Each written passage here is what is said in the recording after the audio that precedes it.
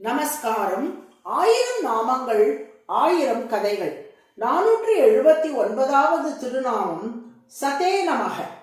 ஸ்ரீ பராசர பட்டருடைய விளக்க உரையின் அடிப்படையில் விஷ்ணு சகஸ்ரநாமத்தின் 479 முதல் 482 வரை உள்ள திருநாமங்கள் சத் அக்ஷரம் அசத் க்ஷரம் என்ற வரிசையில் அமைந்துள்ளது. நோக்கத்தக்கது, பொதுவாக நாம் சகஸ்ரநாமம் சொல்லும் போது சத் அசத் க்ஷரம் அக்ஷரம் என்று சொல்லி வந்தாலும் சத் அக்ஷரம் அசத் க்ஷரம் என்று சொல்லுவது சிறப்பாகும் என்று பராசர பட்டர் விளக்குகிறார். மேலும் இத்தொடரை திருநாமங்களாக பிரிக்கையில் 479 சத், 480 அக்ஷரம் சத், 481 அசத், 482 அசத் க்ஷரம் என்று பிரித்துள்ளார். எனவே ஸ்தோத்திரமாக விஷ்ணு சகஸ்ரநாமத்தை சொல்லும் போது சத் அக்ஷரம் அசத் க்ஷரம் என்று சொல்ல வேண்டும். தனித்தனி திருநாமங்களாக சொல்லும் போது சத் அக்ஷரம் சத், அசத் அசத் க்ஷரம் என்று சொல்ல வேண்டும். திருவரங்கத்தில் ராமானுஜர் சாந்தோக்கிய உபனிஷத்தை தமது சீடர்களுக்கு விளக்கி வந்தார். அதில் ததேவ சோம்ய இதம் அக்ர ஆசீத் ஏகமேவ அத்விதீயம் என்ற வாக்கியம் வந்தது.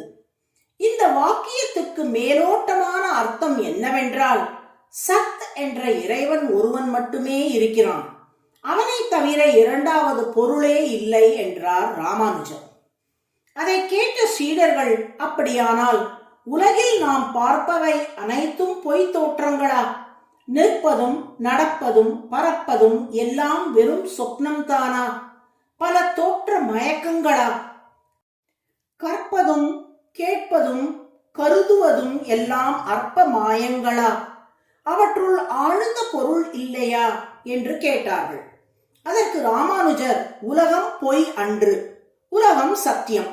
இவ்வுலகில் நமக்கு கண்ணெதிரே எத்தனை அனுபவங்கள் ஏற்படுகின்றன. காணல் நீர் போலவோ கனவு போலவோ இவ்வுலகம் மறைந்து போகாது. இறைவனும் உண்மை, உயிர்களும் உண்மை, உலகமும் உண்மை என்றார். அப்படியானால் இறைவன் ஒருவனே இருக்கிறான், அவனை தவிர இரண்டாவது பொருளே இல்லை என்ற உபனிஷத் வாக்கியத்தை எவ்வாறு புரிந்து கொள்ளுவது என்று சீடர்கள் கேட்டார்கள். அதற்கு ராமானுஜர், இந்த உலகில் சோழ மன்னன் ஒருவன் தான் இருக்கிறான் என்று சொன்னால் சோழ மன்னன் ஒருவன் மட்டும் தான் இந்த உலகில் இருக்கிறான், மற்றவர்கள் எல்லாம் பொய் என்றா பொருள் அல்லவே? சோழ மன்னன் சிறப்பானவனாக ஒப்பற்றவனாக இருக்கிறான்.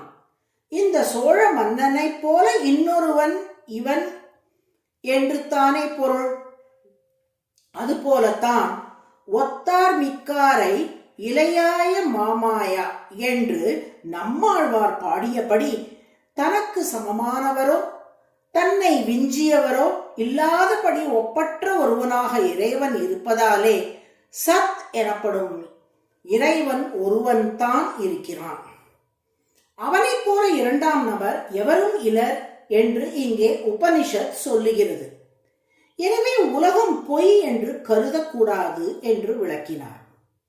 மேலும் சத் என்ற வார்த்தைக்கு இருப்பவர் என்றும் பொருள் உண்டு, உயர்ந்து இருப்பவர் என்றும் பொருள் உண்டு.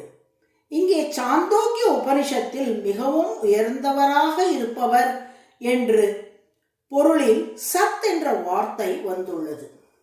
உயர்ந்த தர்மங்களை தன்னகத்தே கொண்டவராக, அவரை போல் இன்னொருவர் இலர் என்னும்படி மிக உயர்ந்து விளங்குவதாலேயே மிக உயர்ந்து இருப்பவர் சத் என்று திருமால் அழைக்கப்படுகிறார்.